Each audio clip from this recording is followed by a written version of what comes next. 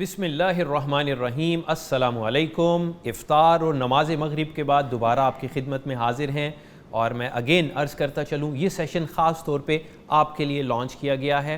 اس میں آپ کے سوالات شامل کرتے ہیں، ہماری سلائیڈز پہ نمبر چل رہے ہیں، آپ ان پہ کال کر کے اپنا سوال خود مفتی صاحب سے کر سکتے ہیں اور قرآنی اور شرعی اور دینی رہنمائی حاصل کر سکتے ہیں، اور پھر اس آیت کو دہرا کے میں خود ہی اس کی برکت کی حصول کریں گے، اس سے ہم برکت حاصل کریں گے۔ اعوذ باللہ من الشیطان الرجیم، فاسألوا اہل الذکر ان کنتم لا تعلمون، کہ اگر آپ کو اور مجھے کوئی بات معلوم نہیں ہے تو علم والے جو ہمارے پاس موجود ہیں، ہمیں میسر ہیں، پیغام ٹی وی کے ذریعے سے میسر ہیں، تو ہمیں وہ بات پوچھ لینی چاہیے، ہمیں بے علم نہیں رہنا چاہیے، کنفیوزڈ نہیں رہنا چاہیے، سوال کر لینا چاہیے۔ اپنے محترم مہمانان کا آپ سے تعارف کرواتا چلوں، آپ کے اور میرے بہت پیارے، ہم سب کے پیارے مفتی محمد اجمل بھٹی صاحب فاضل مدینہ یونیورسٹی ہمارے ساتھ موجود ہیں، ان کو ویلکم کریں گے۔ السلام علیکم شیخ۔ وعلیکم السلام ورحمۃ اللہ وبرکاتہ۔ شیخ آپ کی آمد کا شکریہ۔ جزاک اللہ خیرا، بارک اللہ فیک۔ ہمارے دوسرے مہمان قاری عبدالرؤف حجازی صاحب ہیں، آپ قاری القرآن ہیں، ثنا خوان مصطفیٰ صلی اللہ علیہ وآلہ وسلم ہیں، حمد باری تعالیٰ، نعت رسول مقبول صلی اللہ علیہ وآلہ وسلم اور دیگر کلام پر مشتمل 15 سے زائد البم ریلیز ہو چکے ہیں۔ ہماری خوش بختی ہے ہمارے ساتھ موجود ہیں، ان کو ویلکم کریں گے۔ السلام علیکم قاری صاحب۔ السلام ورحمۃ اللہ وبرکاتہ۔ آپ کی تشریف آوری کا شکریہ۔ جزاک اللہ۔ میں آپ سے درخواست کروں گا کہ آپ ہمیں کوئی کلام سنائیں۔ رمضان ویسے بھی اپنے اختتام کی جانب بڑھ رہا ہے، اب آج ہم 29ویں طاق رات میں داخل ہو چکے ہیں، 28واں روزہ تھا، تو میں درخواست کروں گا اگر اس مناسبت سے آپ ہمیں کوئی کلام سنائیں تو بہت اچھا لگے گا۔ جزاک اللہ۔ جاتے ہوں ماہ رمضان، روتا ہے دل ہمارا، حافظ خدا تمہارا، حافظ خدا تمہارا، ہم انتظار تیرا اب سال بھر کریں گے، مشتاق نظر تیری راہوں میں ہم دھریں گے، پھر زندگی میں آنا اگلے برس دوبارہ، پھر زندگی میں آنا اگلے برس دوبارہ، حافظ خدا تمہارا، حافظ خدا تمہارا، جاتے ہو ماہ رمضان، روتا ہے دل ہمارا، حافظ خدا تمہارا، حافظ خدا تمہارا، تم آئے تو ہوا ہے ہر سو سما سہانا، رحمت برس رہی ہے، رنگین ہے زمانہ، بھولیں گے کیسے دلکش سحری کا یہ نظارہ، حافظ خدا تمہارا، حافظ خدا تمہارا، جاتے ہو ماہ رمضان،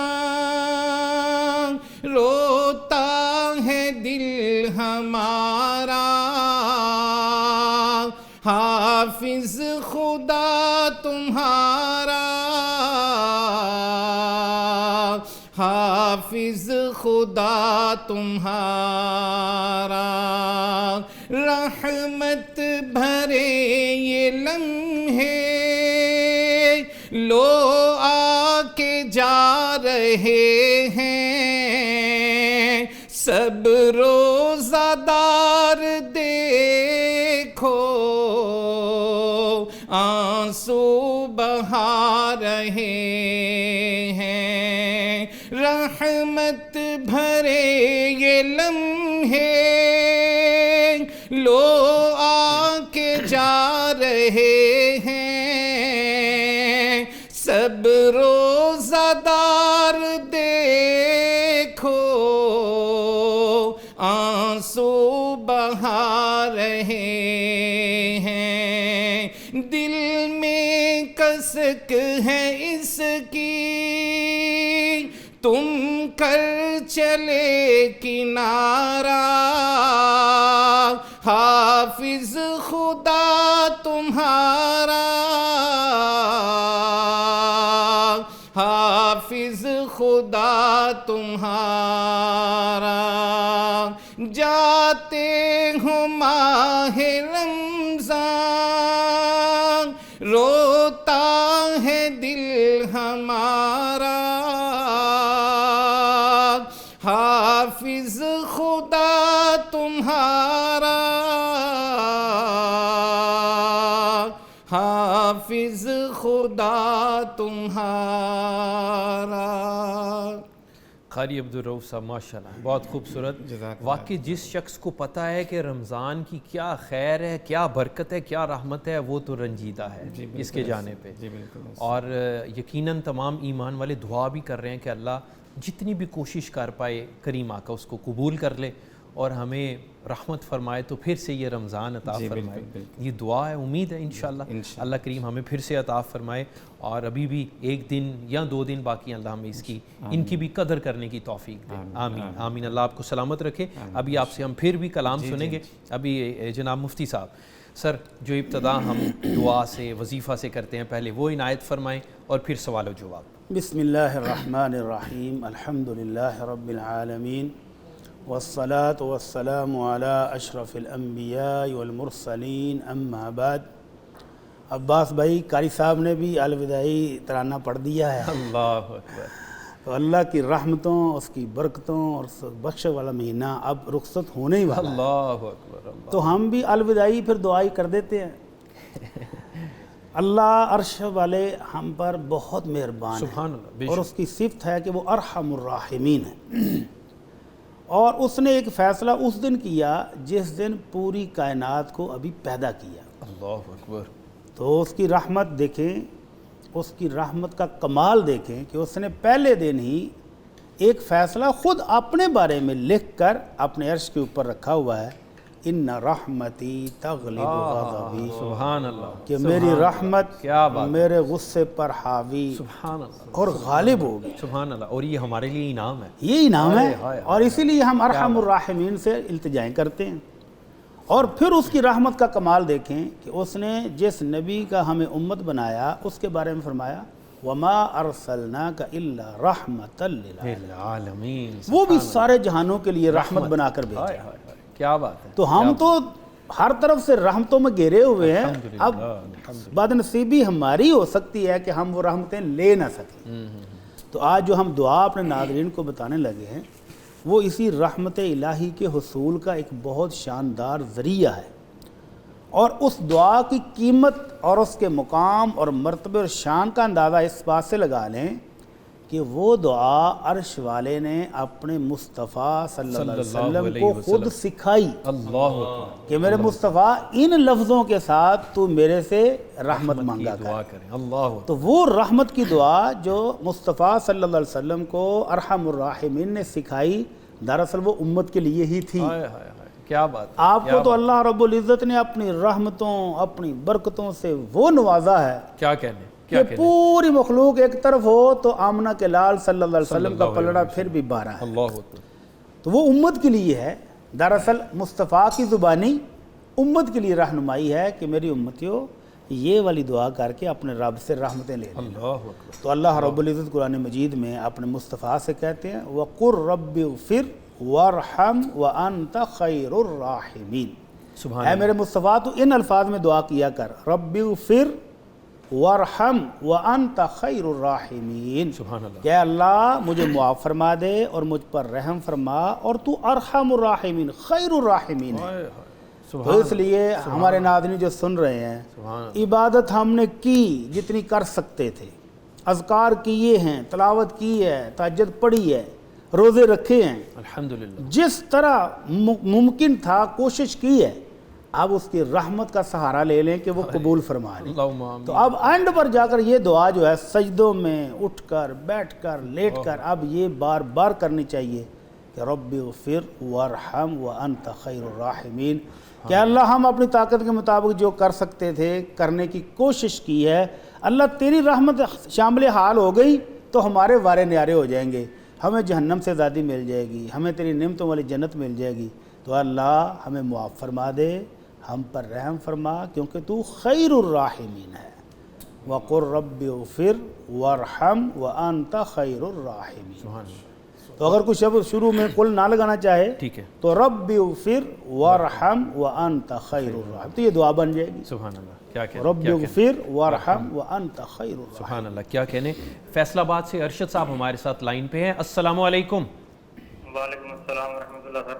جی میرے بھائی کیا سوال ہے آپ کا؟ سوال میرا جی کہ قسطوں پہ کوئی گھریلو چیز لینی یا گاڑی وغیرہ پہ لینی جائز ہے؟ جی میرے بھائی ابھی پوچھ لیتے ہیں. کوئی اور بھی سوال ہے کہ صرف یہی ہے؟ فی الحال صرف یہی ابھی ذہن میں آیا تھا جی میرے بیٹھے بیٹھے. اللہ آپ کو عافیت دے. اللہ عافیت دے. بڑا اچھا سوال ہے.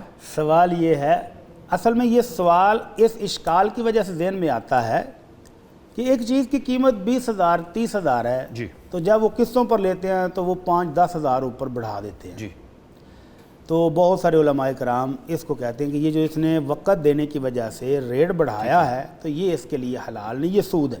ٹھیک ہے. لیکن دوسری طرف ہم دیکھتے ہیں کہ امام ترمذی رحمہ اللہ جب اس حدیث کو لائے تو نیچے انہوں نے لکھا کہ صحابہ اکرام, تابعین اور بہت سارے اہل علم کا عمل اسی بات پر ہے کہ قسطوں پر چیز خریدنا اور دینا جائز ہے. کنڈیشن کیا ہے کہ طے کر لیں, طرفین سودا طے کر لیں کہ وہ کس بات پر رضامند ہو رہے ہیں, نقد قیمت پر یا ادھار والی قیمت پر. ٹھیک ہے. طے ہونے کے بعد جب گاہک کہتا ہے جی میں یہ قیمت ادھار کی قیمت پر یہ چیز آپ سے لے کر جا رہا ہوں اور آپ کو پیسے 6 ماہ بعد, سال بعد یا قسطوں میں آپ کو ادا کروں گا, اور دکاندار بھی اس پر رضامندی کا اظہار کرتا ہے اور ساتھ جرمانے کی کوئی شک نہیں. ٹھیک ہے. کہ یہ قسط اگر لیٹ ہوئی تو 2,000 جرمانہ, اگلی قسط لیٹ ہوئی تو 4,000 ہو جائے گا, اگلی قسط لیٹ ہوئی تو انہوں نے باقاعدہ بندے رکھے ہوتے ہیں, وہ سامان بھی اٹھا کے لے آتے ہیں اور پچھلی قسطیں میں گئی. ریکوری آفیسر ہوتے ہیں. اگر یہ چیز نہ ہو تو پھر یہ چیز جائز ہے کہ ایک چیز کی 2 قیمتیں ہو جائیں ٹھیک ہے. اور قیمت طے ہو جائے. سلف صالحین میں بعض دفعہ اختلاف لوگوں میں اس طرح ہو جاتا تھا کہ دکاندار نے کہا نقد میں 20,000 کی ہے اور اگر قسطوں پر لوگے تو یہ 30,000 کی ہے. وہ کہتا ٹھیک ہے اور سامان اٹھا کے لے گیا, اگلے دن پیسے لے کے آ گیا. ان کا بھائی میں نے تو 30 میں بیچی. تو کہتا میں تو 20 میں لے کے گیا ہوں. وہ کہتے نہیں آپ مجھ سے قسطوں پر لے کر گئے ہو. تو جھگڑا ہوتا تھا. تو اگر ایک بات پوری طرح کلیئر ہو جائے, ڈاکومنٹیشن ہو گئی ہے, لکھ لی ہے, رسید بن گئی ہے کہ یہ 30,000 میں 6 ماہ کے ادھار پر لے کے جا رہا ہے اور اس پر کوئی جرمانہ نہیں, تو پھر یہ بالکل جائز ہے, بالکل ٹھیک ہے. جی بہتر. چیزیں خریدی جا سکتی ہیں, بیچی بھی. ہمارے ساتھ ارم ہیں لاہور سے کال پہ. السلام علیکم بہن. السلام علیکم ورحمۃ اللہ. وعلیکم السلام ورحمۃ اللہ. جی بہن کیا سوال ہے آپ کا؟ بھائی جان میرا سوال ہے کہ میرے بھائی نے نا, میری 2 خالہ ہیں جی, تو بڑی خالہ کی بیٹی سے شادی کی ہوئی تھی. ٹھیک ہے. تو کل سر صاحب نے وہ بتایا تھا نا کہ بنا ماں باپ کی اجازت کے بغیر جو نکاح ہوتا ہے وہ نکاح نہیں ہوتا. ٹھیک ہے. تو وہ دوسری خالہ کی بیٹی کے ساتھ اس نے یعنی بنا اجازت کے نکاح کر لیا تھا. ٹھیک ہے. تو جب اس کے والدین کو پتہ چلا تو انہوں نے آ کے کافی شور شرابہ کیا اور وہ لڑکی کو چھوڑ کے چلے گئے, اور سب رشتہ داروں نے یعنی یہ کہا کہ ان کے ساتھ بائک آؤٹ کر دیا جائے, جو ان کے ساتھ ملے گا وہ ہمیں نہیں ملے گا. تو وہ پھر امی نے یہ کہا کہ اگر تم ان سب کے سامنے یعنی قسم کھائی کہ میں کلمے کی قسم کھا کے کہتی کہ میرا بیٹا اس کو چھوڑ دے گا. ٹھیک ہے. تو امی کے کہنے پہ یعنی اس نے اپنی بیوی کو ایک دفعہ طلاق دے دی, مطلب 3 دفعہ اس نے زبانی کلام. نہیں, ایک ہی نشست میں انہوں نے یہ طلاق دی بیٹھے بیٹھے؟ ہاں جی 3 دفعہ یعنی انہوں نے طلاق دی اس کو, پھر یعنی دو دفعہ عدالتی طور پہ طلاق, 2 نوٹس یعنی اس نے عدالت کے تھرو بھیجے. اب یعنی وہ اپنی امی کے گھر ہے لڑکی. صحیح. تو کیا وہ اس کے نکاح سے خارج ہو چکی ہے کہ نہیں؟ ٹھیک ہے جی ابھی پوچھ لیتے ہیں. اور جو پہلی جو بیوی تھی نا, اس کو اس نے یعنی 2 دفعہ اس نے الگ موقع پر 2 دفعہ اس نے اس کو بھی کھایا, تو اس کے بارے میں بھی ذرا کائنڈلی بتا دیں. بہت شکریہ. اس نے جو پہلی بیوی ہے اس کو 2 بار کیا کہا ہے؟ اس کو بھی یعنی یہی الفاظ جی ٹھیک ہے, کو بھی کہیں نا. ٹھیک ہے بہن, ابھی اس کا جواب دے رہے مفتی صاحب. بچوں کی تربیت نہ کرنے کا پھر یہ نقصان ہوتا ہے. اب اب جو انہوں نے پہلی بیوی کو بھی 2 دفعہ طلاق دے دی 2 مختلف موقعوں پر. اور اب اگر ہاں دوسری کو تو پریشر پر دی نا, تو پہلی کو خود ہی لڑائی جھگڑے میں دے دی. تو جو پہلے والی بیوی ہے, اگر اس کی دوسری طلاق کو ابھی 3 ماہ نہیں ہوئے, ابھی اس کی عدت باقی ہے, بشرطے کہ خاتون حاملہ نہ ہوں, اور 3 ماہ کے اندر ابھی یہ دوسری طلاق دی ہوئی ہے, تو پھر تو صلح کی گنجائش موجود ہے پہلی بیوی کے ساتھ. ٹھیک ہے, وہ عزیز و قارب کے سامنے اس کے ساتھ صلح کر سکتا ہے. ٹھیک ہے. اور جو دوسری تھی جس کا نکاح ہی اس نے گھر سے بھاگ کر والدین کی اجازت کے بغیر کیا ہے, نہ لڑکی کے والدین کو پتہ نہ لڑکے کے والدین, لڑکے کے والدین کو تو پتہ نہ بھی ہو تو کوئی بات نہیں تھی, لیکن لڑکی کے سرپرست کا ہونا ضروری تھا. صحیح. تو وہ عملاً نکاح ہوا ہی نہیں تھا. اوکے. اور اب جب اس نے اپنے منہ سے طلاق بھی دے دی تو پھر وہ بالکل طلاق ختم ہو گیا. اگر کچھ تھا بھی تو بھی ختم ہو گیا ہے. ٹھیک ہے. تو اس پر مستداد کے 2 عدالتی نوٹس بھی بھیج دیے ہیں, تو بس وہ فارغ ہے. تو ساری لیگل پروسیس بھی اس نے کر دیا. لیگل پروسیس بھی ہو گیا ہے, شرعی بھی ہو گیا ہے. تو اب وہ خاتون اگر کہیں اور شادی کرنا چاہتی ہیں تو وہ کر رہے ہیں, وہ اس کے نکاح میں نہیں ہے بالکل بھی.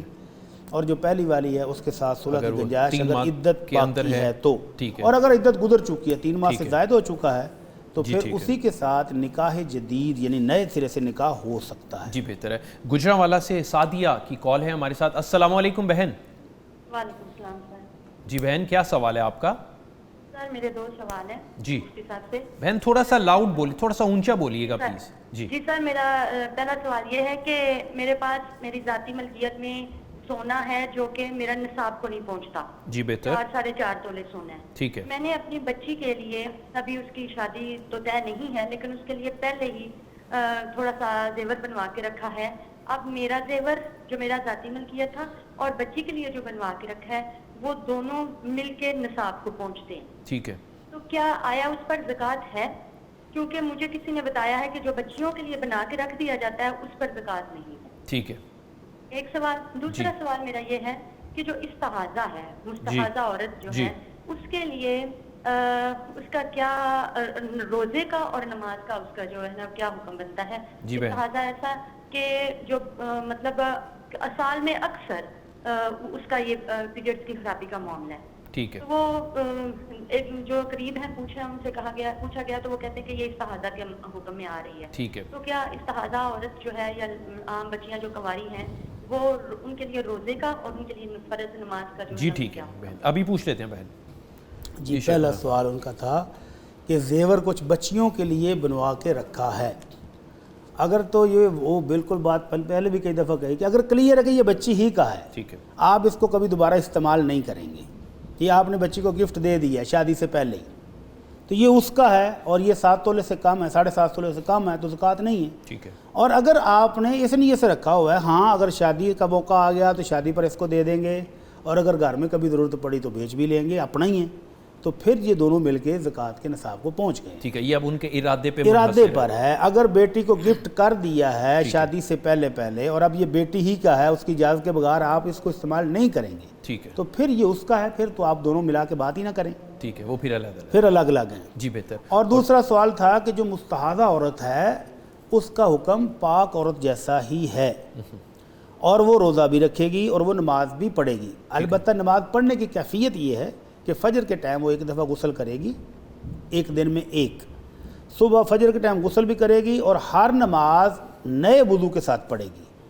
اور اس دوران وہ اپنا پیڈ وغیرہ استعمال کر لیں. اگر نماز کے دوران پھر کچھ خون نکل آئے تو کوئی حرج نہیں, ایک نماز مکمل کرنے کی اجازت ہے, اور اگلی نماز کے وقت وہ اپنا پیڈ وغیرہ تبدیل کریں اور نیا وضو کر کے دوسری نماز پڑھیں. ٹھیک ہے. اور اگر وہ 2 نمازوں کے لیے ایک غسل کریں, ایک فجر کے ٹائم, ایک ظہر عصر کے لیے, ایک مغرب عشاء کے لیے, تو یہ بھی بہترین ہے. لیکن اگر وہ کمزور ہیں, نہیں کر سکتی, تو کم از کم ایک غسل روزانہ ان کو کرنا پڑے گا. جی بالکل. اور اگر وہ بیماری کی وجہ سے بہت لاغر ہو چکی ہیں, ایک غسل کرنے کی طاقت بھی نہیں, تو پھر ہر نماز نئے وضو کے ساتھ, اور نماز شروع کرنے کے بعد اگر کوئی قطرہ خون کا آ جائے تو کوئی بات نہیں, وہ وضو کے ساتھ نماز پڑھ لے. اللہ المستعان. ہمارے ساتھ بلال ہیں میاں چنو سے. السلام علیکم. وعلیکم السلام. جی محترم, کیا سوال ہے؟ سر میرا 3 سوال ہیں. ماشاءاللہ. نمبر 1 سر, کیا سبزیات پر عشر ہے؟ سبزیوں پر؟ سبزیات پر. ٹھیک ہے. سبزیوں پر جی یعنی بہتر. آلو پہ. جی. اور دوسرا سر یہ ہے کہ بکریوں پہ کتنا نصاب ہے, کہ کتنی بکریاں ہوں, اپنے فارم میں رکھی ہوئی ہیں, اپنے فارم میں چرائی ہوتی ہے, ٹھیک ہے, اپنے خرچے سے. ٹھیک ہے. تو وہ کتنی بکریاں ہوں اور کتنا دیر رہیں اس پہ نصاب ہوتا ہے. دوسری وہ جو بیٹھے ہیں اور گائیوں کا فارم ہے وہ بھی خرچ اپنا ہی ہے. اور تیسرا سر یہ ہے کہ جو عشر ہے, جو فصلات ہیں مکئی, گندم, کپاس وغیرہ پہ, جی, تو اس کا نصاب کتنا, کیا خرچہ نکال کے دینا ہے عشر, یا خرچہ نہیں نکالنا, بس جو مطلب جو آپ کی گراس پروڈکٹ ہے اس پہ دینا ہے. ٹھیک ہے.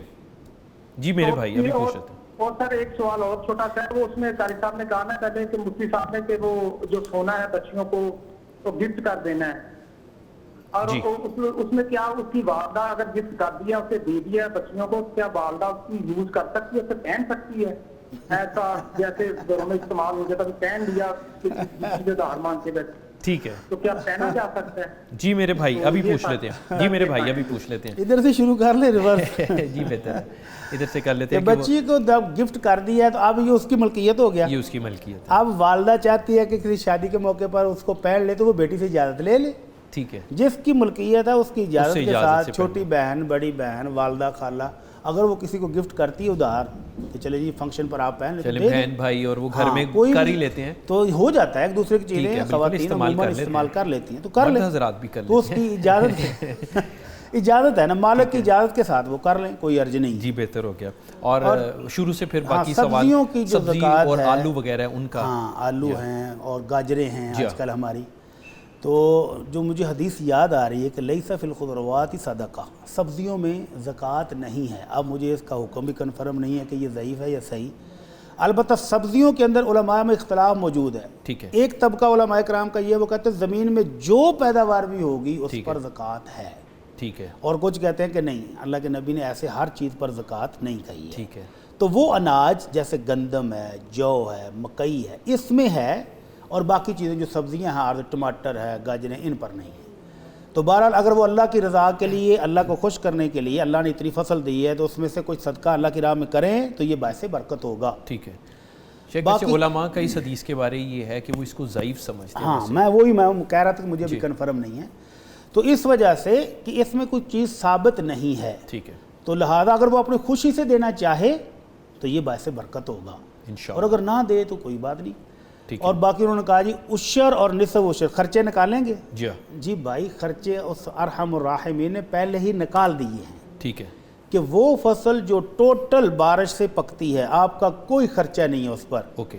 اور یہ نارووال کا علاقہ آپ دیکھیں, وہاں لوگ فصلیں کاشت کرتے ہیں, نہری پانی نہیں ہے, ٹیوب ویل کا نہیں ہے, اور وہ فصل کاشت کر کے آ جاتے ہیں, اور اللہ کی رحمت سے عین موقع پر بارش نازل ہوتی ہے, اس کے پکنے تک کئی بارشیں ہوتی ہیں. سبحان اللہ. تو ایسی فصل جو خالص اللہ کی رحمت سے پکی ہے, آپ کا کچھ خرچہ نہیں ہے, اس میں عشر ہے. عشر کا مطلب 10واں حصہ. ٹھیک ہے.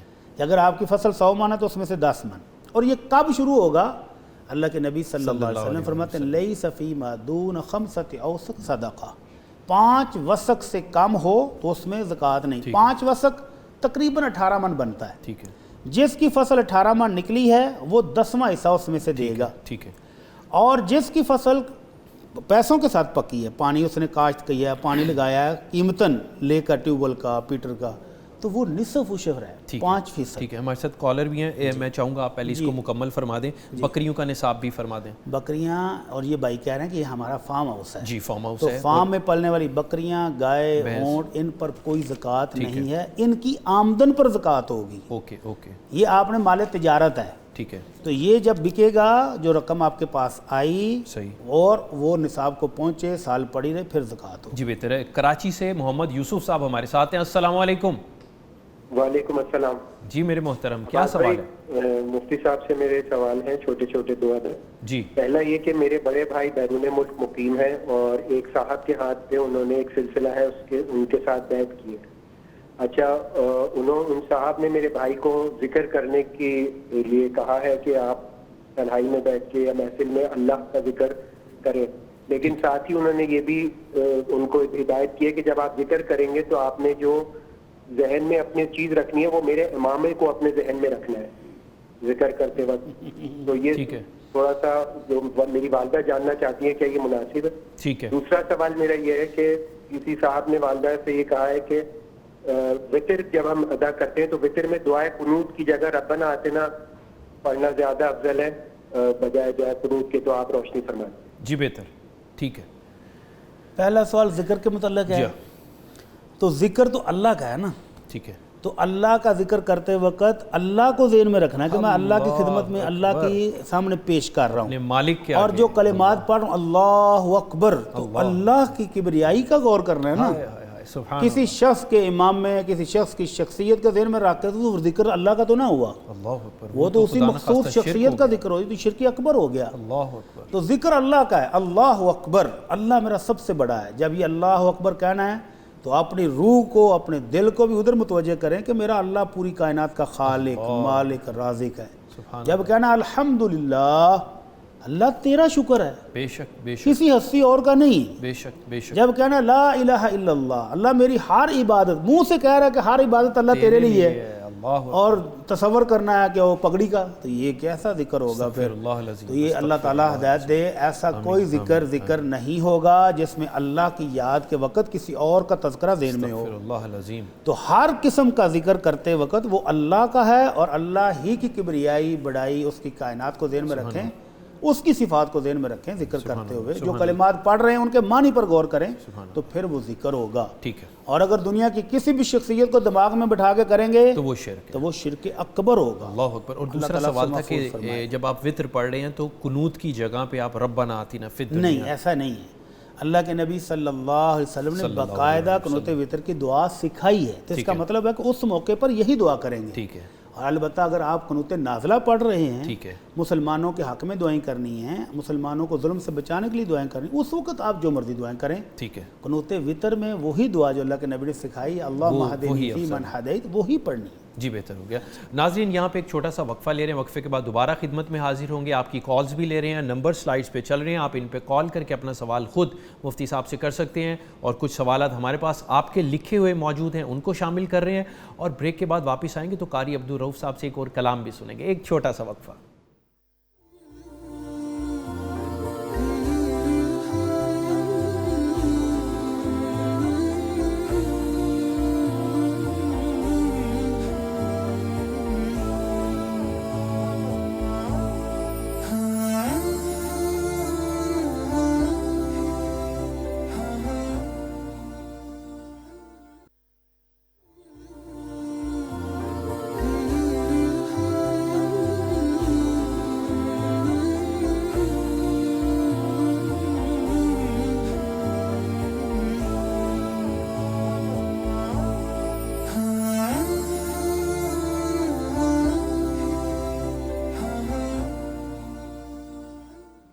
بلیس رمضان ٹرانسمیشن میں آپ کو پھر سے خوش آمدید کہتے ہیں.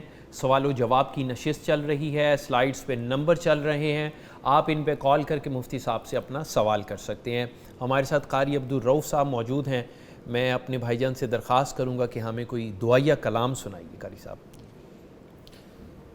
رمضان المبارک کی یہ آخری تاکرات ہے اور ابن جہاں کے خوبصورت کلام سے ہم آغاز کرتے ہیں. بسم اللہ بسم اللہ. سیدھا رستہ جو مجھ کو دکھا دے،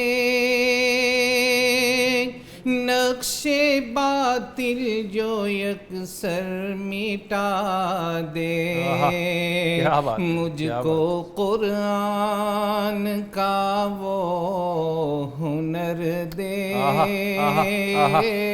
بات، کیا بات، ایسا یا رب یہ رمضان کر دے، کیا بات، کیا بات، جاتے جاتے جو قسمت سنور دے، ایسا یا رب یہ رمضان کر دے، دل میں جو نور ایمان بھر دے،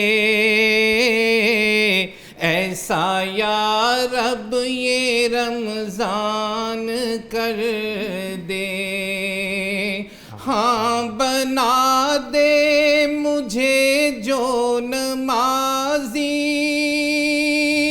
یوں پلٹ دے میرے دل کی بازی، اپنی الفت میں سوزے جگر دے،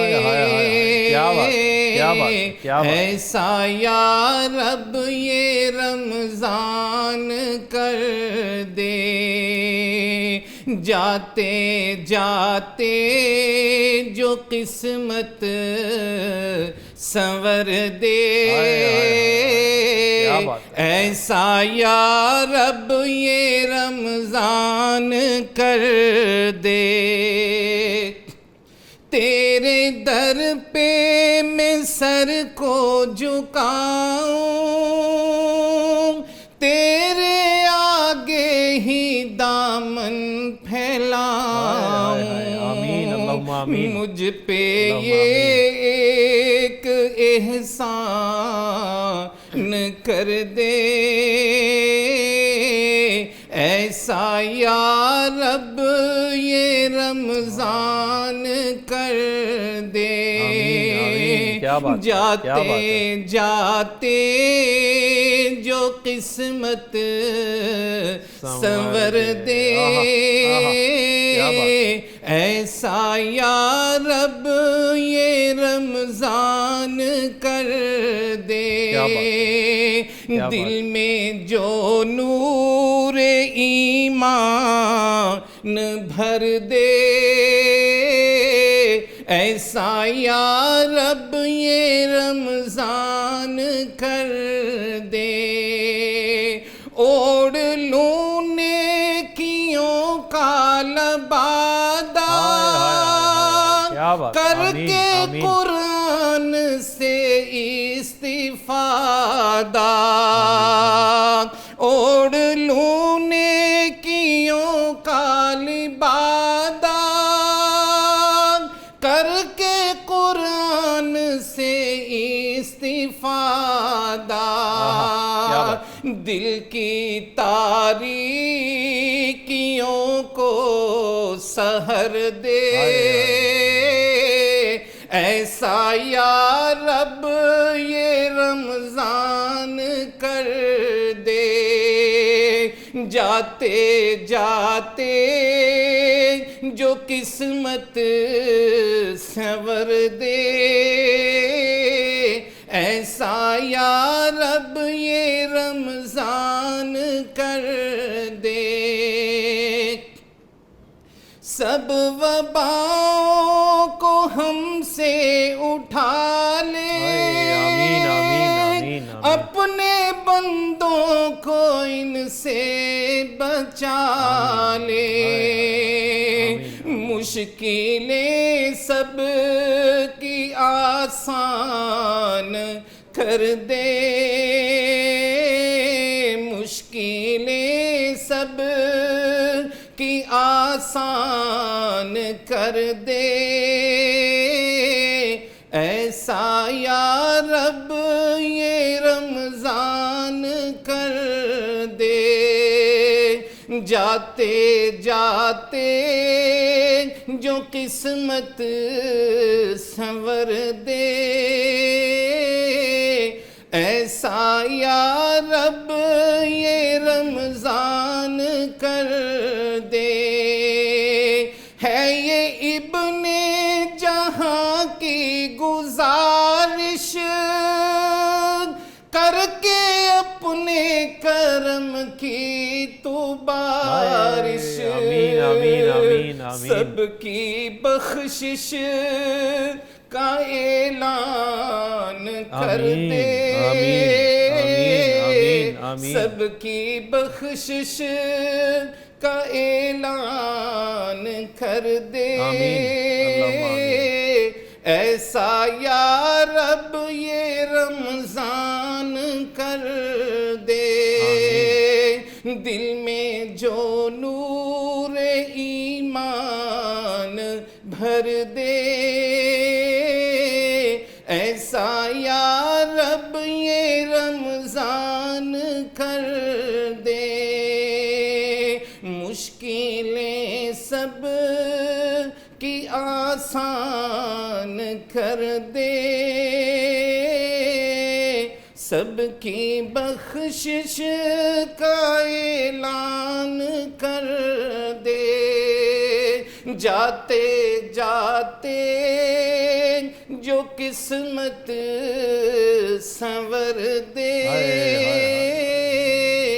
ایسا یا رب تو رمضان کر دے آمین آمین قاری عبدالرؤف حجازی صاحب یہ کلام بھی بہت خوبصورت کتنی پیاری دعا کہ جس قدر بھی کوشش کر پائے الہی ہم سب کی مغفرت کا بخشش کا پروانہ جاری فرما دے ہم پر رحمت کر دے جس قدر کوشش کی قبول فرما لے اور مفتی صاحب نے بھی آغاز میں جو دعا بتلائی سبحان اللہ رب اغفر ورحم وانت خیر الراحمین کہ رب کریم معاف کر دے رحمت فرما دے اللہم آمین اللہم آمین بالکل اختتام ہے اور 29ویں طاق رات بالکل آخری طاق رات ہے اللہ اکبر تو اس میں بھی ہمیں جستجو لیلۃ القدر انشاءاللہ کرنی ہے 4 کر چکے اس میں بھی انشاءاللہ کیا کہنے شیخ صاحب ایک سوال ہے امام صاحب امامت فرما رہے ہوں 4 رکعت کی نماز ہے 2 کی بھی ہو سکتی ہے لیکن جس نے سوال بھیجا اس نے کہ 4 رکعت کی فرض نماز کی امامت کروا رہے ہیں 4 رکعت ادا ہو گئیں امام صاحب بھول کے 5ویں رکعت کے لیے کھڑے ہو گئے پیچھے سے مقتدیوں نے سبحان اللہ کی آواز لگائی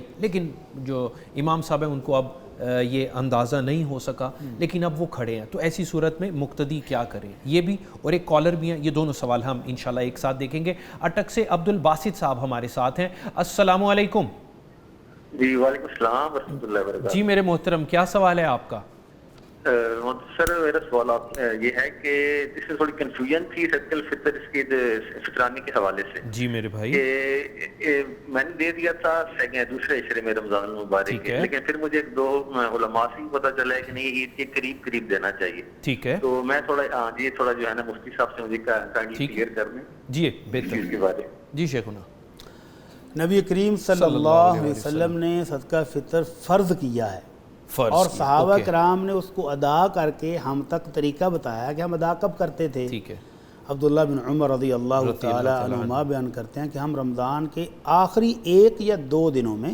ادا کرتے تھے یعنی کہ اور نبی کریم صلی اللہ علیہ وسلم کا حکم یہ تھا کہ عید سے پہلے دو یعنی بالکل قریب جا کر نماز پڑھنے سے پہلے ادا کر دیں تو یہ صدقہ فطر ہے اور عید پڑھ لی تو پھر یہ عام صدقہ شمار ہوگا تو یہ بھائی اگر ان کو پتہ نہیں تھا اور پہلے دے چکے ہیں تو اللہ قبول فرمائے اللہم آمین ان کو کوئی جان بوجھ کے تو ایسا کیا نہیں ٹھیک ہے تو اللہ تعالیٰ قبول فرمائے انشاءاللہ اور آئندہ کوشش کریں دوبارہ دینے کی اب ضرورت نہیں ہے ٹھیک ہے تو آئندہ کوشش کریں کہ رمضان میں آخری 1-2 دن جب رہ جائیں اس وقت ادا کریں آج اگر آج کر دیں کل کر دیں ٹھیک ہے کرنا چاہیے اور شیخ وہ جو سوال تھا کہ امام صاحب کو اطلاع کر رہے ہیں سبحان اللہ کہہ کے جو سنت طریقہ ہے یعنی مقتدیوں کو کنفرم ہے کہ ہم 4 پڑھ چکے ہیں اور یہ 5ویں کے لیے کھڑے ہو اور امام صاحب کو ڈاؤٹ ہے کہ 4 ہوئی ہیں کہ 5 اور اب وہ کھڑے ہو گئے ہیں جی بالکل تو اب صورتحال یہ ہے کہ جن کو کنفرم ہے ٹھیک ہے چونکہ فرض اللہ نے 4 رکعتیں ہی کی ہیں ٹھیک ہے تو جن کو کنفرم ہے وہ ان کے ساتھ نہیں اٹھے وہ نہ اٹھے وہ بیٹھے رہیں ٹھیک ہے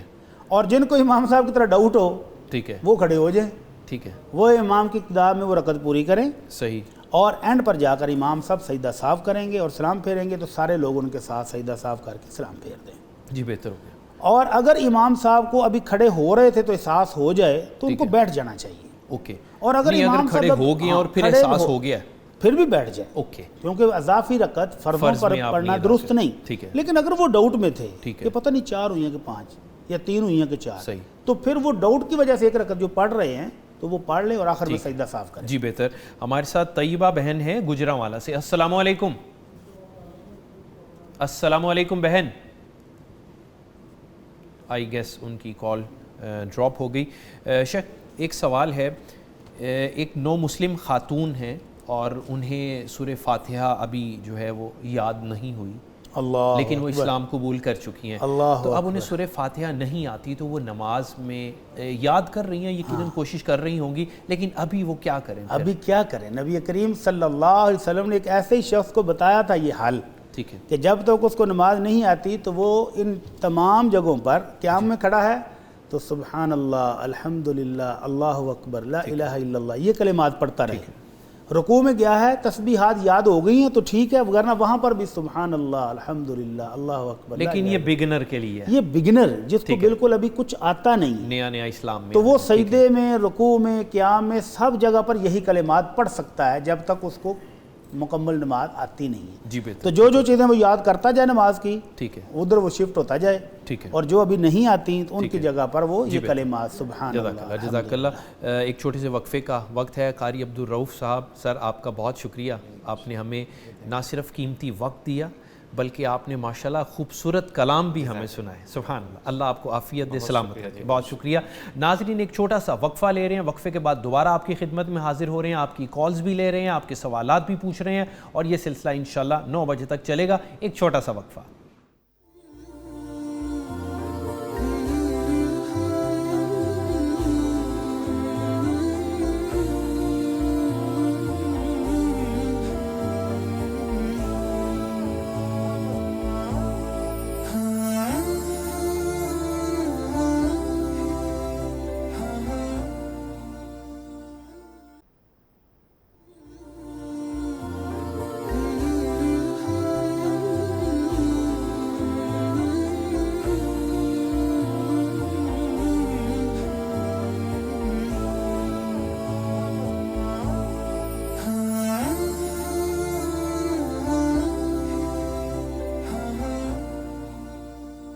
ویلکم بیک، بلیس رمضان ٹرانسمیشن میں سوال و جواب کا سیشن ہے۔ میں ہوں آپ کا میزبان محمد عباس چغتائی، اور ہمارے ساتھ ہمارے پیارے ہر دل عزیز مفتی محمد اجمل بھٹی صاحب موجود ہیں، جو قرآن و سنت کی روشنی میں ہمیں رہنمائی دے رہے ہیں۔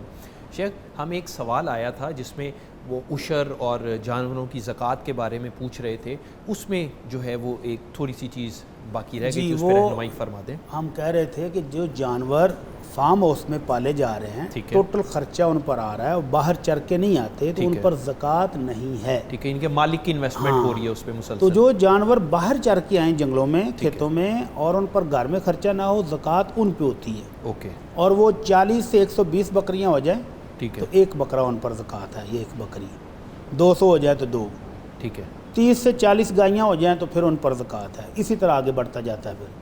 لیکن اگر وہ آپ نے رکھی ہوئی مثلا گائیاں اور 2 بھینسیں ہیں، وہ دودھ کے لیے رکھی ہوئی ہیں، صحیح، تو وہاں سے وہ جو دودھ بیچتے ہیں، ٹھیک ہے، وہ جو کمائی آئی، منافع آیا، وہ اگر تو آپ کا خرچ ہو گیا، مثلا ایک بندے نے 30-40 بھینسیں رکھی ہیں، جو آمدن آتی ہے وہ ان کے گھر پر ساری کھائی پی جاتی ہے، ٹھیک ہے، اور اگر اس میں سے کچھ بچ رہا ہے اور وہ بینک میں پڑا ہوا ہے تو سال کے بعد جتنی رقم پڑی ہوگی اس پر زکوٰۃ ہوگی، اوکے۔ اور ایک شخص نے بکرے اور چھتروں کا، دمبوں کا فارم بنایا، وہ عید پر بیچتا ہے، ٹھیک ہے، تو یہ جتنی اس کے بکرے چھترے پڑے ہیں، اگر عید پر ان کو سال ہو گیا ہے صحیح، تو اس کی ٹوٹل قیمت پر زکوٰۃ ہوگی، ٹھیک ہے، اور اگر اگلے سال تک وہ رہ جاتا ہے تو جو اگلے سال کے اینڈ پر ہوں گے ان سب پر زکوٰۃ ہوگی۔ جی بہتر۔ گجرات سے حاجی اکبر علی صاحب ہمارے ساتھ لائن پہ موجود ہیں، السلام علیکم۔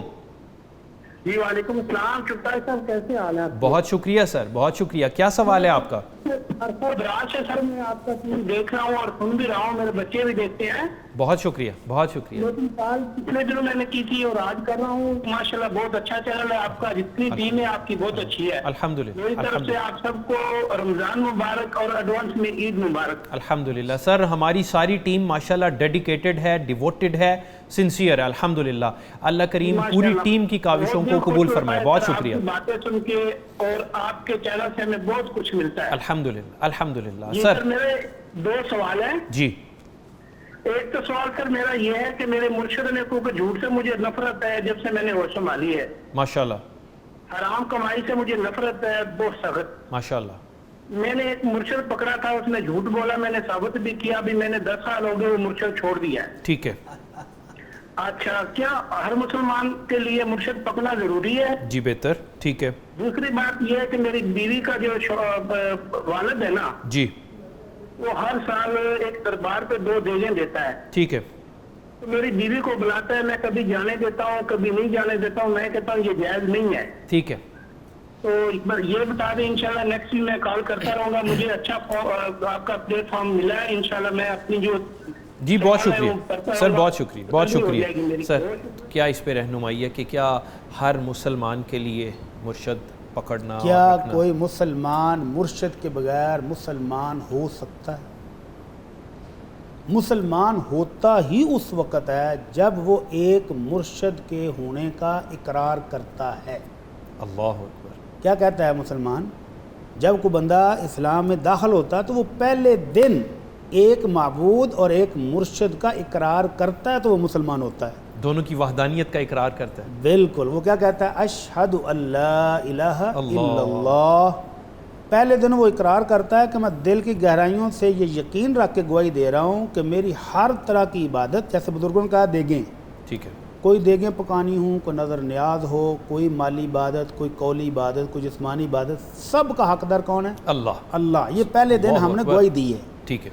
वो अशहदु अन्ना मुहम्मदन अब्दुहु व रसूलुहु। ठीक है। और इस बात की गवाही भी बंदा देता है कि मोहम्मद सल्लल्लाहु अलैहि वसल्लम जो अल्लाह के मुस्तफ़ा हैं वो अल्लाह के बंदे और उसके रसूल भी हैं। तो ये रसूल मुर्शिद ही है। अल्लाह अकबर। तो जिस बंदे को नाऊज़ बिल्लाह सुम्मा नाऊज़ बिल्लाह इस मुर्शिद में कोई कमी नज़र आए वो कोई दूसरा ढूंढ ले। अल्लाह अकबर। और अगर इस मुर्शिद में अल्लाह ने तमाम खूबियाँ कमाल दर्जे की रखी हैं तो फिर इस मुर्शिद के होते हुए कोई दूसरा मुर्शिद ढूंढना ये जुर्म है। ये खुद सोच लें कि उसको क्या कहना चाहिए। अल्लाह।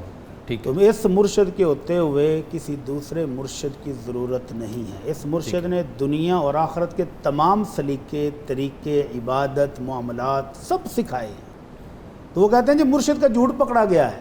तो ऐसे मुर्शिद को पकड़ा ही क्यों था? हर शख्स से ख़ता हो सकती है, हर शख्स में कमियां मौजूद हैं सवाए मुहम्मदुर रसूलुल्लाह अलैहि वसल्लम, जिसकी गारंटी खुद मालिक ने ली कि वमा यंतिकु अनिल हवा इन हुवा इल्ला वह्यु यूहा। सुभान अल्लाह। कि मेरा मुस्तफ़ा जो तुम्हारा मुर्शिद है सुभान अल्लाह, वो उतनी बात ही तुम्हें बताएगा जितनी आसमान से वही होगी, उसके अलावा वो बताता ही नहीं। और उसके अपने अखलाक करीमा, अखलाक हसना वो हैं कि जिनके अंदर नुक्स नहीं, कमी नहीं है, उसके अंदर कमाल ही कमाल है। लिहाजा उस एक मुर्शिद को पकड़ लो, हज़ारों सैकड़ों मुर्शिदों से जान छूट जाएगी और फिर आपको शिकवा नहीं होगा कि मेरा फलां मुर्शिद झूठ बोलते हुए पकड़ा गया। उस वो मुर्शिद बना लें कि जिसकी ज़िंदगी सच्चाई पर कायम है, कायम थी और क़यामत तक उसकी सच्चाई जगमगाती रहेगी, कोई नुक्स नहीं है। लिहाजा मुझे और आपको सिर्फ एक मुर्शिद की ज़रूरत थी और वो अल्लाह ने खुद दिया है। तो उस मुर्शिद के लड़ के साथ जुड़ जाएं, किसी दूसरे मुर्शिद की आपको ज़रूरत नहीं है। ज़रूरत क्या कहने। साहिवाल से अरसलान जहांगीर हमारे साथ हैं। अस्सलामु अलैकुम। वालेकुम अस्सलाम व रहमतुल्लाहि व बरकातुहू। बहुत शुक्रिया मेरे भाई, क्या सवाल है आपका? भाई सबसे पहले तो मैं सलाम कहना चाहूँगा मुफ्ती साहब को। वालेकुम अस्सलाम व रहमतुल्लाहि व बरकातुहू। मुफ्ती साहब मेरे 2 सवाल हैं, एक ही टॉपिक पर हैं। जी जी। सबसे पहले तो ये सूरज ग्रहण का जो बता रहे हैं तो इसके बारे में पूछना चाह रहा था कि सूरज ग्रहण जब होता है तो इस्लाम और कुरान की तालीमात क्या है, हमें इसमें क्या करना चाहिए, कौन से अमल करने चाहिए। और दूसरा सवाल भी इसी मुताबिकत से है कि हामला औरतों के बारे में कहा जाता है कि हमें यानी कि इनको चलना फिरना चाहिए, मुख्तलिफ बातें हैं جو ہمارے یعنی کہ لوگ بتاتے ہیں، تو ان کے بارے میں بھی بتا دیجیے گا کہ حاملہ عورتیں جو ہیں ان کو کیا کرنا چاہیے. ٹھیک ہے ٹھیک ہے. اللہ المستعان. ہمارے معاشرے میں اگرچہ ہم ایک مسلمان ملک میں ہیں لیکن اسلامی تعلیمات کا فقدان ہے. ٹھیک ہے. ہم بہت ساری غیر ملکی رسم و رواج پر عمل کرتے ہیں. تو سورج گرہن لگے تو ہمارے ہاں دو طرح کے رویے ہیں. کچھ تو وہ ہیں جو گوگلز لے کر تو نظارہ کرنے پہنچ جاتے ہیں کہ آج بڑا حسین نظارہ تھا، یہ بھی غلط. اور کچھ وہ ہیں کہ حاملہ عورت آج گھر میں جھاڑو نہیں دے گی، کینچی کے ساتھ کوئی کپڑا نہیں کاٹے گی، حاملہ عورت باہر نہیں نکلے گی. تو یہ بھی توہمات ہیں، یہ بھی غلط. کرنا کیا ہے؟ جی اللہ کے نبی صلی اللہ علیہ وسلم کے دور میں آپ کے لخت جگر ابراہیم علیہ السلام آپ کی گود میں اللہ کو پیارے ہو گئے اور آپ غمگین ہیں، پریشان ہیں، بیٹے کی وفات پر افسردہ ہیں، اور اتفاق سے اسی دن سورج گرہن بھی ہوا. ٹھیک ہے. تو کچھ لوگوں نے کہنا شروع کر دیا کہ دیکھو نبی رحمت صلی اللہ علیہ وسلم کا لخت جگر آج دنیا سے گیا ہے تو اللہ کا سورج بھی غمگین ہے. تو آپ نے فوراً سب کو جمع کیا اور ان کو خطبہ ارشاد فرمایا اور کہا نہ کسی بھی انسان کے دنیا میں آنے یا دنیا سے جانے کی وجہ سے سورج اور چاند کو گرہن نہیں لگتا، بلکہ یہ تو اللہ اپنی قدرت کا اظہار کرتا ہے کہ انسان سمجھ جا، تو کمزور سا اتنا سا ہے، اور یہ دیکھ اتنے بڑے بڑے سورج اور چاند بھی اس کے حکم کے تابع ہیں. جب وہ حکم دیتا ہے تو روشنی دیتے ہیں، جب وہ کہتا ہے کہ نہیں دینی تو نہیں دیتا روشنی. نکلا سورج روشنی کی دے گا. اور نہیں روشنی دے گا وہ. تو اللہ اپنے بندوں کو ڈراتا ہے ان نشانیوں کے ذریعے کہ بندے تو بھی ڈر جا، تو بڑا کمزور ہے، تیری طاقت نہیں ہے کرنے کی. تو جب یہ سورج گرہن لگے تو اللہ کے نبی نے حکم دیا فَافْضَعُوا إِلَى الصَّلَاةِ، تو بھاگو اور اللہ کے سامنے سجدہ ریز ہو جاؤ، نفل پڑھو. اور اللہ کے نبی صلی اللہ علیہ وسلم نے اتنی طویل نماز پڑھی سورج گرہن کے وقت کہ صحابی کہتے ہیں کہ ہم تھک کے چور ہو گئے، کھڑا ہونا مشکل ہو گیا. اور آپ نے ایک رکعت میں 2 رکوع کیے، تلاوت کی، رکوع میں گئے، اٹھ کر پھر تلاوت کی، پھر رکوع میں گئے، پھر اٹھے اور پھر سجدے میں گئے. تو ایک رکعت میں 2 رکوع اور 2 سجدے، تو 2 رکعتیں آپ نے پڑھائیں 4 رکوع اور 4 سجدوں کے ساتھ. تو آپ نے کہا کہ اب صدقہ خیرات بھی کرو، اللہ کی ناراضگی دور کرنے کے لیے صدقہ خیرات بھی کرو، کثرت سے استغفار بھی کرو، اور اپنے رب سے دعائیں بھی کرو. تو کرنے کے کام یہ ہے کہ سورج گرہن لگ جائے. اب تو ہمارے لیے سہولت ہے کہ وہ ٹائم پہلے بتا دیتے ہیں کہ ڈیوریشن اتنی ہوگی. تو جب تک وہ سورج گرہن لگا ہوا ہے اتنی طویل نماز پڑھیں کہ وہ سورج گرہن ختم ہو جائے. اس کے بعد اللہ ہمت دے تو صدقہ خیرات کریں، دعائیں کریں، استغفار کریں. اور نہ حاملہ عورت کو کچھ ہوتا ہے، نہ کسی جوان کو، نہ کسی بوڑھے کو سورج گرہن لگنے سے کچھ بھی نہیں ہوتا. جی بہتر. سرگودا سے یعقوب صاحب ہمارے ساتھ ہیں. السلام علیکم. جی وعلیکم السلام. جی محترم، کیا سوال ہے آپ کا؟ جی میرا سوال ہے، ایک تو میری بیگم جب بھی نماز پڑھتی ہے نا جی جی میرے محترم آپ آن ایئر ہیں، پلیز سوال کیجئے، ٹی وی کا والیوم بند کر دیجئے. جس وقت ہماری بیوی نماز پڑھتی ہے نا تو ایک تو اس کو اباطیں بہت زیادہ آتی ہیں. ٹھیک ہے. دوسرا جب وہ رات کو سوتی ہے نا، رات کو اس کو خیال طرح کے آتا ہے، سانپ آتے ہیں بہت زیادہ، کیسے سانپ آتے ہیں، ٹھیک ہے، ڈر لگتا ہے. اس میں کوئی ایسا کوئی عمل بتائیں یا ایسی کوئی بات بتائیں. ٹھیک ہے.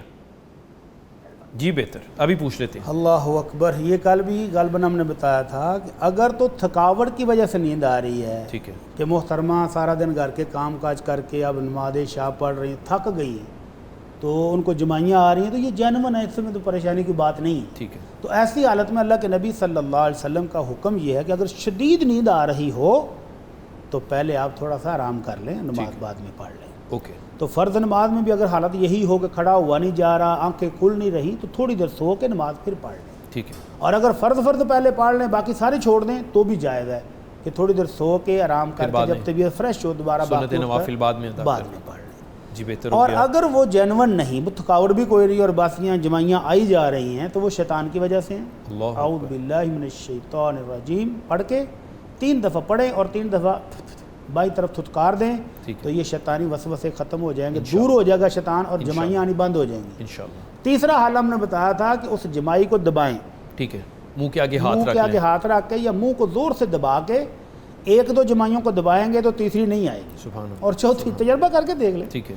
تو ایک رکعت میں اگر آپ نے ان کو دبا لیا تو اگلی رکعت میں وہ نہیں آئیں گی انشاءاللہ. اور جو رات کو ڈرونے خواب آتے ہیں، نبی کریم صلی اللہ علیہ وسلم نے دعا بتائی ہے، وہ دعا پڑھ کے سوئیں تو نہیں آئیں گے انشاءاللہ. وہ دعا کیا ہے؟ جی. اعوذ بکلمات اللہ التامہ من غضبه وعقابه ومن شر عباده ومن حمزات الشیاطین وان یحضرون. سبحان اللہ. تو یہ دعا وہ محترمہ بھی اور باقی بھی تمام ناظرین جن کو شکوہ ہے کہ ڈرونے خواب بڑے آتے ہیں، رات کو آیت الکرسی بھی پڑھیں، چاروں کل پڑھیں اور ان کو پڑھ کے اپنے جسم کے اوپر دم کریں، پھونک ماریں اور سر سے لے کر پاؤں تک دم کر کے، بچوں کو بھی دم کر دیں جو پڑھ نہیں سکتے، اور جو پڑھ سکتے ہیں وہ پڑھ کے دم کریں. اور یہ جو دعا یہ خاص ڈراؤنے خوابوں سے بچاؤ کے لیے ہے. سبحان اللہ. اعوذ بکلمات اللہ التامہ من غضبہ وعقابہ ومن شر عبادہ ومن حمزات الشیاطین وان یحضرون. تو یہ دعا یاد کر لیں اور یاد کر کے یہ رات کو پڑھ کر سوئیں تو انشاءاللہ کوئی ڈراؤنا خواب نہیں آئے گا انشاءاللہ. شیخ ایک ابرار صاحب ساہیوال سے ہمارے ساتھ ہیں. السلام علیکم. وعلیکم السلام. جی میرے محترم کیا سوال ہے آپ کا؟ جی میرا سوال مفتی صاحب سے یہ ہے کہ جو ہم فرض نماز 4 رکعت پڑھتے ہیں جی اس میں تیسری اور چوتھی رکعت میں سورۃ اخلاص نہیں پڑھتے. ٹھیک ہے. کیا سنت موقدہ اور سنت غیر موقدہ 4 رکعت میں سورۃ اخلاص پڑھیں گے یا نہیں پڑھیں گے؟ یعنی کہ آپ یہ پوچھنا چاہ رہے ہیں کہ جو تیسری اور چوتھی رکعت ہے اس میں ہم قرآن پڑھیں گے یا نہیں پڑھیں گے؟ جی جی بہتر. سورۃ فاتحہ تو پڑھیں گے نا؟ جی ٹھیک ہے. سورت ملائیں گے یا نہیں ملائیں گے؟ جی شیخ. جی پہلی 2 رکعتوں میں سورت ملائیں گے اور دوسری 2 رکعتوں میں نہیں ملائیں گے. ٹھیک ہے. اور جو نوافل اور سنتے ہیں ان میں بہتر اور اولا یہی ہے کہ 2 رکعت کر کے پڑھیں. سبحان اللہ. تو جب 2 رکعت کر کے پڑھیں گے تو پھر ظاہر ہے سورۃ فاتحہ کے بعد دوسری سورت میں ملائیں گے قرآن کی تلاوت. اور اگر آپ 4 سنتے ہیں کٹھی پڑھ رہے ہیں تو پھر آخری 2 میں نہیں پڑھیں گے. جی بہتر ہو گیا. جو فرض کا حکم ہے پھر وہی ان پہ بھی آئے گا. اچھا شیخ کوئی شخص بیرون ملک مقیم ہے اور کسی ایسی کمپنی میں جاب کرتا ہے جو غیر مسلموں کی کمپنی ہے، نماز کا یا وہاں جو پریئر ایریا ہوتا ہے وہ موجود نہیں ہے، تو وہ دوست یہ پوچھ رہے ہیں کہ میں اگر کسی ایسی کمپنی میں جاب کرتا ہوں، وضو کی بھی پراپر جگہ نہیں ہے اور نماز کی بھی جگہ نہیں ہے، تو کیا میں ایسا کر سکتا ہوں کہ ظہر اور عصر کی نماز میں جمع کر لوں اور آفس سے گھر آ کے پھر میں ادا کر لیا کروں؟ وہ کسی ایسی کمپنی میں ہے کہ وہاں ممکن نہیں. جو آخری بات کی نا آپ نے وہ سمجھ نہیں آئی کہ ظہر اور عصر کو وہ کمپنی میں جمع کریں جی اور گھر آ کے دوبارہ پڑھیں؟ نہیں، وہاں نہیں ادا کریں گے، وہاں نماز پڑھنے کی اور وضو کی جگہ نہیں ہے. جگہ نہیں ہے تو وہ کہہ رہے ہیں کہ میں گھر آ کے ادا کر لیا کروں دونوں کو جمع کر. کس وقت؟ لائک جب اپنے آفس سے کو 3-4 بجے یا 5 بجے وہ آئیں. پہلی بات تو یہ ہے کہ اللہ رب العزت نے مومنوں سے کیا کہا ہے؟ ان الصلاۃ کانت علی المؤمنین کتابا موقوتا، کہ مقرر وقت پر پڑھنا ضروری ہے. ٹھیک ہے. تو مسلمان کو ایک سہولت یہ بھی ہے کہ اللہ کے نبی صلی اللہ علیہ وسلم فرماتے ہیں اللہ نے جو خاص انعام مجھ پر کیے ہیں جو پہلی امتوں پر نہیں تھے، جو پہلے نبی کسی کو دیے ہی نہیں گئے، اس میں ایک یہ بھی ہے کہ جعلت لی الارض مسجدا وطہورا.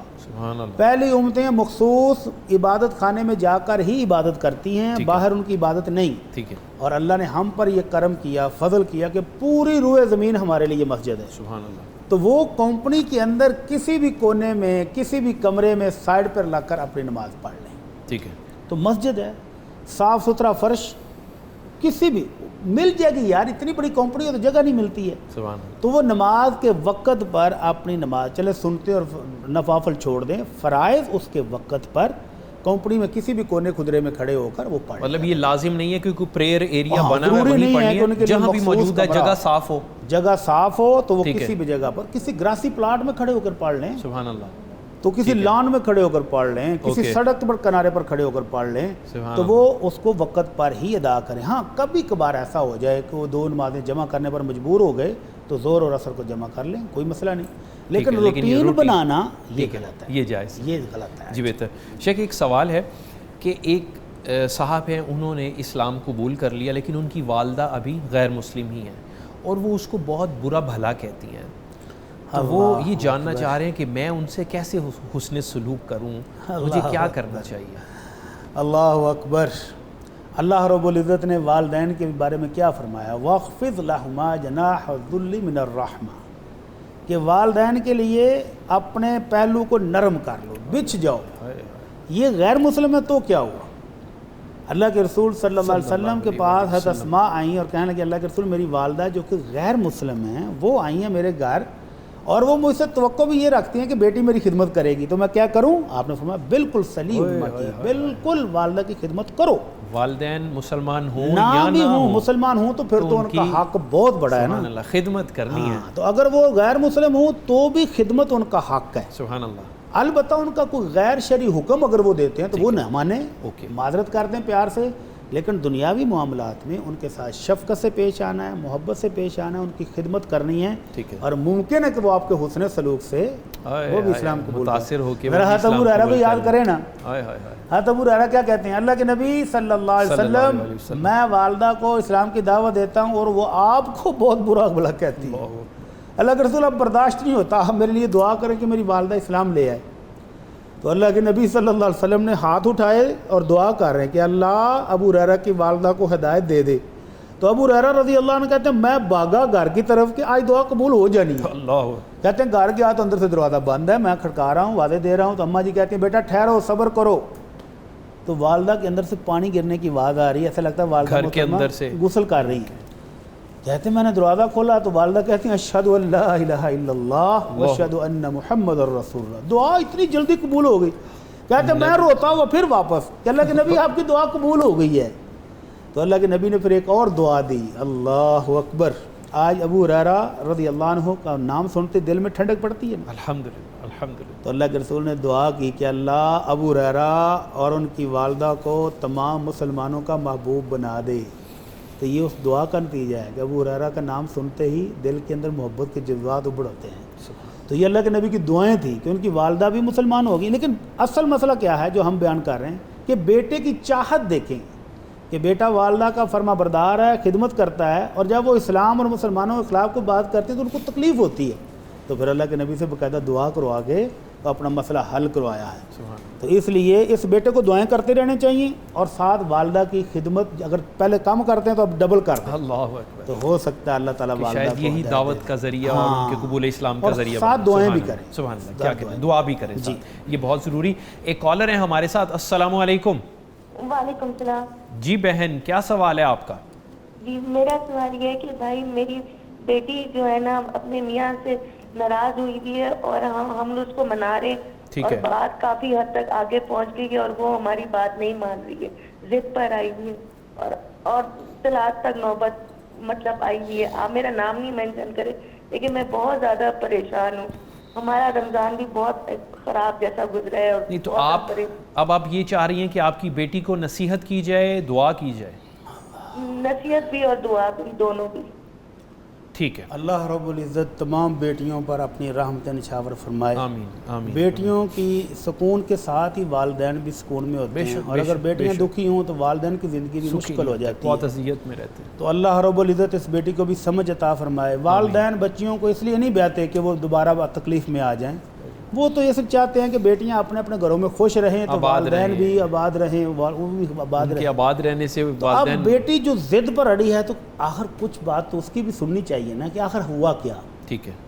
کوئی وجہ تو ہوگی نا، تالی ایک ہاتھ سے تو نہیں بچتی نا. یقینی بات. کچھ باتیں خامد میں ہوں گی جو قابل اصلاح ہیں، ٹھیک ہے، اور کچھ باتیں اس بیٹی کی بھی ہوں گی. ٹوٹلی اگر یہ کہہ دیا جائے نا کہ بیٹی غلط ہے تو پھر وہ ضد میں آ کے مزید سخت ہو جاتے ہیں بچے. تو والدین کو چاہیے کہ دونوں کو بٹھا کے سنیں، جس کی غلطی ہو اس کو سدھارنے کی کوشش کریں. ٹھیک ہے. یہ نہیں ہے کہ غلطی بیٹے میں ہو اور نکالی بہو کی جائے. ٹھیک ہے. تو دونوں طرفین بیٹھ کے اگر اس مسئلے کو سلجھانا چاہیں تو سلجھ سکتا ہے، اور ساتھ والدین کی دعائیں اللہ بہت قبول کرتا ہے. وہ دعا بھی کریں اور اس مسئلے کو سلجھانے کی کوشش کریں. لیکن اگر بیٹی کے پاس کوئی واقع ایسی سالڈ ریزن ہے جو اس کی تکلیف کا سبب ہے، جو اس کی تکلیف کا سبب ہے کہ آخر وہ کیوں نہیں بسنا چاہتی وہاں پر، تو والدین کو اس کو پر بھی غور کرنا چاہیے. ٹھیک ہے. زبردستی نہیں.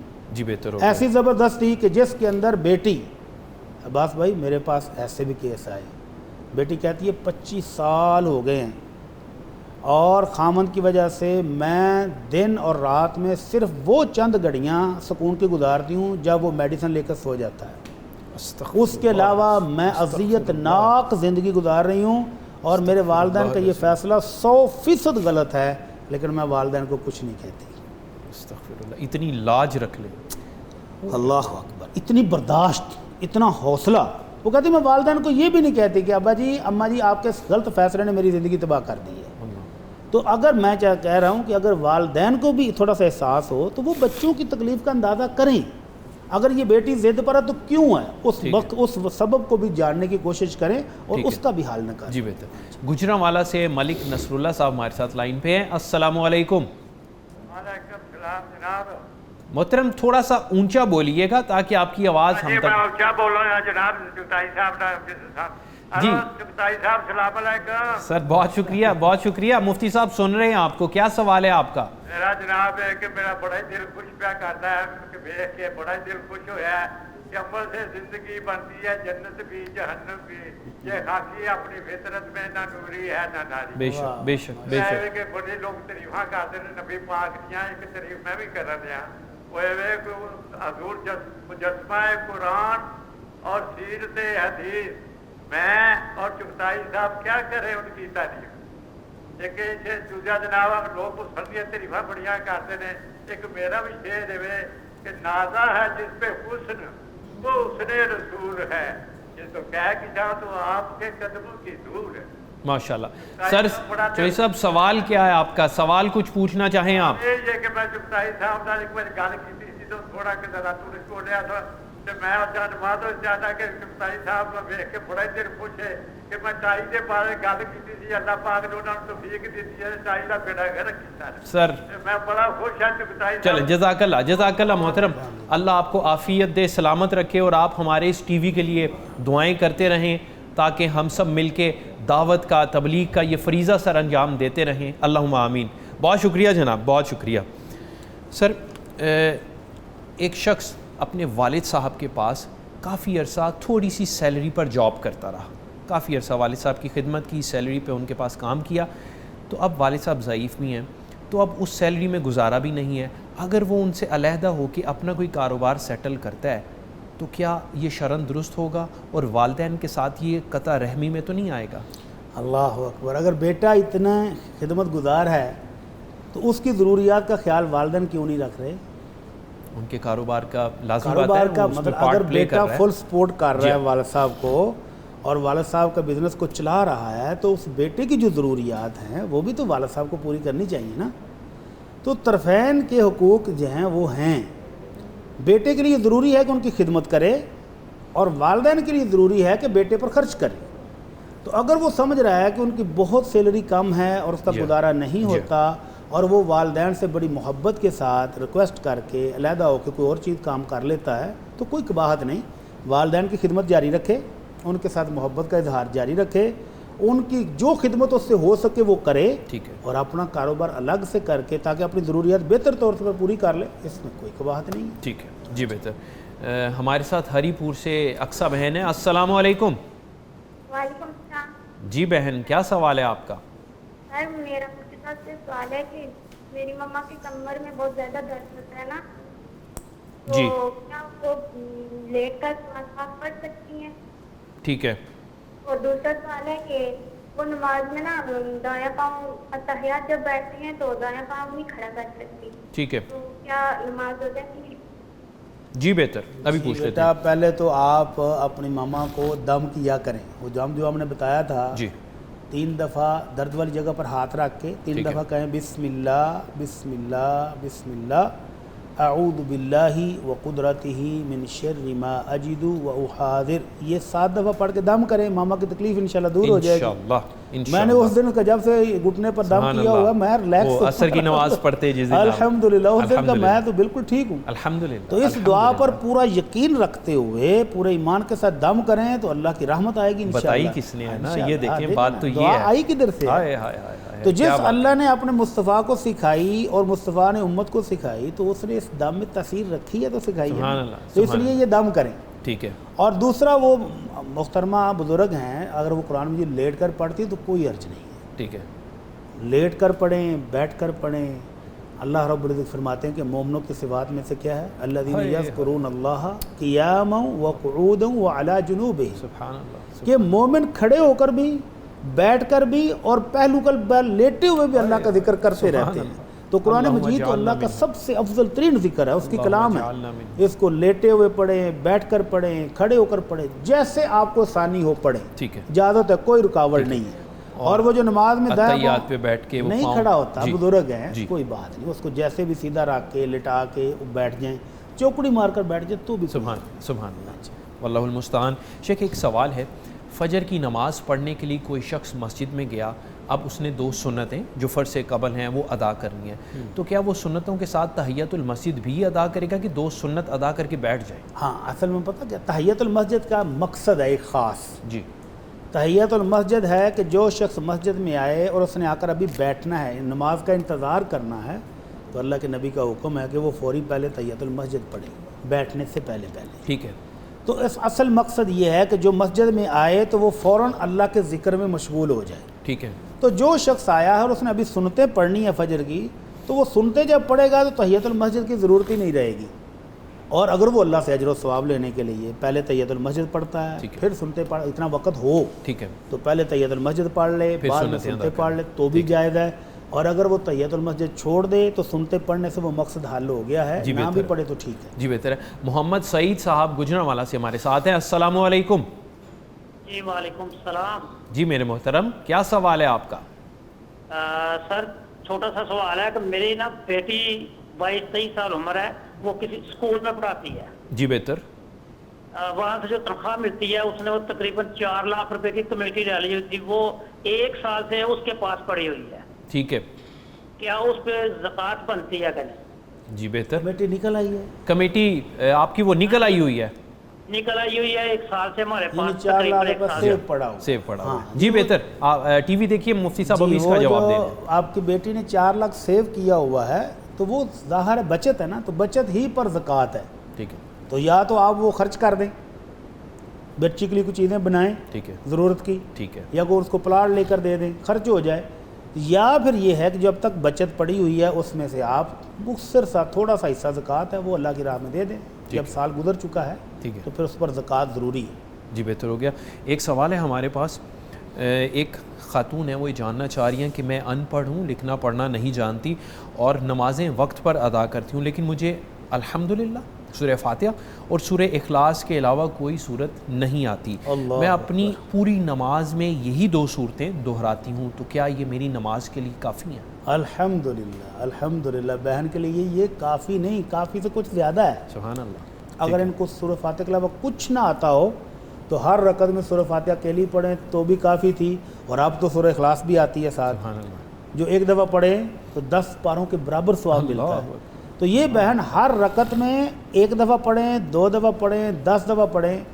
اگر کوئی اور صورت نہیں آتی, لمبا قیام کرنا چاہتی ہیں, تو سورہ اخلاص کو ہی ریپیٹ کرتی رہیں. ٹھیک ہے, ٹھیک ہے. اور اگر ہر رکعت میں پڑھتی ہیں تو کوئی حرج نہیں ہے.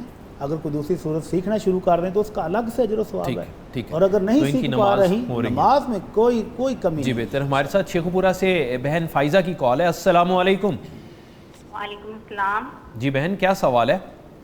پہلے تو میں آپ لوگوں کو مبارک پیش کرتی ہوں, آپ لوگوں نے اتنی اچھی افطار ٹرانسمیشن کی ہے اور میں نے ماشاءاللہ اس سے بہت کچھ سیکھا ہے. الحمدللہ. آپ نے بہت اچھے مسئلوں کا حل بتایا ہے, اور میں نے انشورنس کرائی ہوئی تھی وہ بھی میں نے ختم کرا دیا الحمدللہ. تو اللہ تعالیٰ آپ کو جزائے خیر دے. آمین. اور میرا سوال یہ ہے کہ جیسے میری امی کا گھر ہے فیصل آباد, تو جب میں وہاں پہ, وہ گھر میں نا ہم بچوں کے نام ہیں سب کے, ٹھیک ہے, تو جب میں وہاں پر جاتی ہوں ہر ویکینڈ, تو میں اور میرا شوہر جو ہے وہاں پہ جا کے ہم سفری نماز پڑھیں گے یا پوری نماز پڑھیں گے. تو پچھلی دفعہ مفتی صاحب نے مجھے بتایا تھا کہ انہوں نے کہا تھا کہ آپ کے اگر والد کے گھر میں حصہ ہے سسرال میں تو آپ پوری نماز وہاں جا کے پڑھیں گے. ٹھیک ہے. تو یہ جو لوگ کہتے ہیں نہیں جہاں پہ آپ مقیم ہیں وہاں پہ پوری ہے, جہاں مقیم نہیں ہے, جہاں پہ بس 1-2 دن کے لیے گئے ہیں وہاں پر آپ نہ پڑھیں, اس کے بارے میں مجھے بتا دیں. اور دوسرا مجھے یہ پوچھنا ہے کہ جو میرے میاں ہیں نا وہ جمعے میں بالکل اینڈ کے ٹائم پہ جاتے ہیں جمعہ پڑھنے. ٹھیک ہے.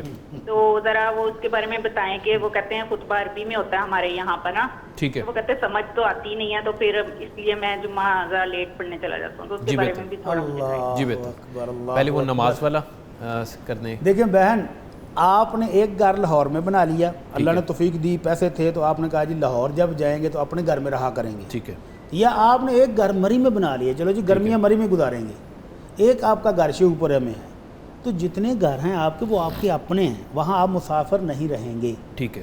تو اسی طرح جب والدہ کے گھر میں جاتی ہیں, کہتی ہیں وہ بچوں کے نام ہے, یعنی ان کا بھی حصہ وہاں موجود ہے. جی بالکل. تو یہ گویا گھر ان کا اپنا ہے, تو یہ وہاں پر مہمان نہیں ہیں، یہ وہاں پر مسافر بھی نہیں ہیں، تو جب گھر اپنا ہے تو وہاں پر جا کر وہ پوری نماز پڑھیں گی۔ اگر یہ گھر بھائی کا ہوتا، والدہ بھی بھائی کے ساتھ رہ رہی ہے اور یہ والدہ کو بھائی کو ملنے جاتی ہیں، تو اب ظاہر ہے یہ مہمان ہیں، اب یہ مسافر ہیں، وہاں پر قصر کر لیں۔ یعنی کہ جو پراپرٹی یا جس شہر میں آپ کی پراپرٹی ہے، سیدنا عثمان رضی اللہ تعالیٰ عنہ مدینہ سے منا جب آتے تھے تو وہاں پوری نماز پڑھتے تھے۔ کسی نے پوچھا جی کیوں پڑھتے؟ کہتے ہیں میرے یہاں پر گھر ہے، بچے ہیں۔ ٹھیک ہے، اور اگلے کالر بھی ہیں، لیکن آپ ذرا اس جواب کو بھی مکمل کر دیں۔ ان کے جو شوہر ہیں وہ جمعہ اینڈ پہ پڑھنے جاتے ہیں۔ اصل میں ہمارے ہاں یہ خرابی کیوں آئی ہے؟ جی، ہمارے ہاں یہ مشہور کر دیا گیا ہے کہ جمعہ کا خطبہ اصل میں وہی عربی خطبے ہیں جو امام صاحب اینڈ پر پڑھتے ہیں۔ نہیں، اللہ کے نبی صلی اللہ علیہ وسلم سے اس طرح تفریق ثابت ہی نہیں ہے کہ پہلے 1 گھنٹے کی تقریر کی جائے کسی اور زبان میں اور پھر بعد میں عربی خطبے پڑھے جائیں۔ تو اصل میں خطبہ وہی ہے جو امام صاحب وعظ و نصیحت کرتے ہیں جمعے والے دن، وہی خطبہ ہے۔ ٹھیک ہے، اور اس سے پہلے نمازی جو مسجد میں جاتے ہیں ان کے لیے اجر و ثواب بھی آپ جانتے ہیں، اور جو جاتا ہے خطبہ شروع ہونے کے بعد اس کو وہ اضافی جو انعام تھا وہ نہیں ملتا ہے۔ ٹھیک ہے، اور جو شخص بالکل اینڈ پر وہ عربی خطبے سننے جاتا ہے تو گویا کہ اس نے وہ وعظ و نصیحت سارا ہی مس کر دیا ہے، اور یہ غلط ہے۔ اور اگر یہ واضح و نصیحت یقیناً حکمت کے تحت سیکھنے کے لیے رکھا گیا ہے، ہم نے سیکھا ہی نہ دین، تو یہ عربی خطبے الگ سے جو پڑھتے ہیں وہ بھی غلط کرتے ہیں۔ اوکے، وہ شروع میں پڑھیں اور ساتھ اسی کے اندر جو آیات پڑھیں گے اس کی تشریح کریں، وضاحت کریں، لوگوں کو دین سکھائیں، تو یہ اردو والا خطبہ سننا بھی لازم ہے، بالکل واجب ہے، اسی کو خطبہ کہتے ہیں۔ تو بھائی صاحب کو پہلی فرصت میں مسجد پہنچنا چاہیے۔ جی بہتر۔ محمد حفیظ صاحب لاہور سے ہمارے ساتھ لائن پہ ہیں۔ السلام علیکم۔ وعلیکم السلام جی میرے محترم، کیا حال ہے؟ مفتی صاحب کو سلام اور وعلیکم السلام ورحمۃ اللہ وبرکاتہ۔ بہت شکریہ حفیظ صاحب، کیا سوال ہے آپ کا؟ میں نے سوال پوچھنا تھا کہ یہ رمضان میں ہمارے وہ مسجد میں جب اذان ہوتی ہے تو اذان سے تقریباً 15-20 منٹ بعد وہ جماعت مغرب کی کرواتے ہیں، آیا یہ درست ہے یا نہیں؟ میرے محترم آپ مغرب کی نماز کی بات کر رہے ہیں نا جناب، ابھی پوچھ لیتے ہیں اس کو۔ ہمارے ہاں تصور یہ کیا جاتا ہے کہ مغرب کی نماز کا وقت بہت شارٹ ہوتا ہے، جی، ادھر مؤذن اذان ختم کرے ادھر امام جماعت کھڑی کر دے تو پھر ٹھیک ہے۔ ایسی بات نہیں ہے۔